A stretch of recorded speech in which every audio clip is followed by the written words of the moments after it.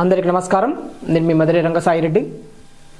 ఆంధ్రప్రదేశ్లో కూటమి ప్రభుత్వం గెలవడానికి రకరకాల కారణాలు ఉండొచ్చు, కానీ అందులో ప్రభుత్వ ఉద్యోగుల పాత్ర కీలకంగా ఉన్నది అందులో ఎటువంటి సందేహం అయితే లేదు. ఎందుకంటే ఆ ప్రభుత్వ ఉద్యోగులు ఆ రోజు వైసీపీ ప్రభుత్వం వాళ్ళ యొక్క ఉద్దేశాన్ని బట్టి కూటమి ప్రభుత్వానికి భారీ స్థాయిలో మద్దతు తెలిపారు.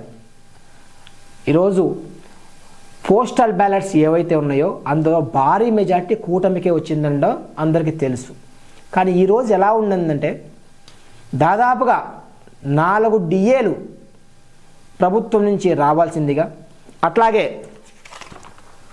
ప్రభుత్వానికి సంబంధించి కొత్త పిఆర్సి ఇంకా వేయలేదని, అలాగే ఇంటీరియం రిలీఫ్ ఏదైతే ఉందో దానికోసం కూడా ఈరోజు ఉద్యోగస్తులు ఎదురు చూస్తున్నట్లు తెలుస్తుంది. వీటన్నిటితో పాటు రిటైర్డ్ అయిన ఉద్యోగులకు దాదాపుగా 6 నుంచి 7 వేల కోట్ల రూపాయలు ప్రభుత్వం బకాయి ఉన్నట్లు తెలుస్తుంది. అట్లాగే ప్రస్తుతం ఉద్యోగం చేస్తున్న ఉద్యోగులకు దాదాపుగా 20 వేల కోట్ల రూపాయలు బకాయిలు చెల్లించాల్సి ఉన్నట్లు తెలుస్తుంది.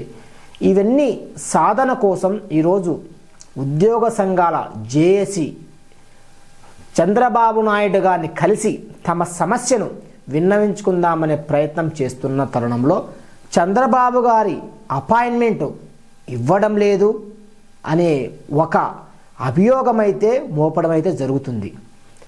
ఇవన్నీ చూస్తుంటే ఏడాది కాలంలో ఉద్యోగులకు టయానికి జీతాలు రావడం తప్ప ఇక ఎటువంటి ప్రయోజనం లేదు అన్నట్లయితే అర్థమవుతుంది.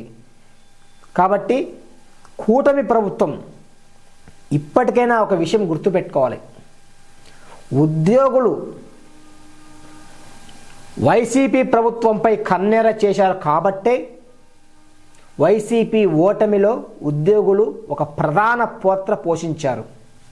కాబట్టి ఇప్పటికైతే మాత్రం కూటమి ప్రభుత్వంపై ఉద్యోగులు పాజిటివ్గా అయితే లేరు అని మనకు అర్థమవుతుంది. ఇప్పటికైనా చంద్రబాబు నాయుడు గారు మేలుకొని ఉద్యోగులకు రావాల్సిన చట్టబద్ధమైన బకాయిలను చెల్లించాలి. ఇంకా వాళ్ళు చెప్పే మరో వాదన ఏంటంటే మిగతా రాష్ట్రాల్లో వాళ్లకు రావాల్సిన బకాయిలకు సంబంధించి కోర్టుకెళ్ళి సాధించుకున్నారు.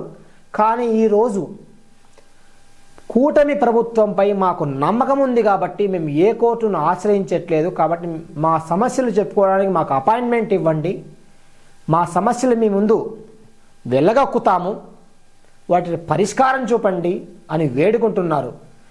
ఏది ఏమైనా ప్రభుత్వ పథకాలు ప్రజల్లోకి పోవాలన్నా, ప్రజల నుంచి మంచి ఫీడ్బ్యాక్ రావాలన్నా, ప్రజలు సంతృప్తిగా ఉండాలన్నా ఉద్యోగుల పాత్ర ఎంతో కీలకమనే విషయం చంద్రబాబు నాయుడు గారికి తెలియంది కాదు. కానీ ఇంకొకసారి చంద్రబాబు నాయుడు గారు ఈ విషయంలో ప్రత్యేక చొరవ చూపాలని కోరుతున్నాము. ధన్యవాదాలు.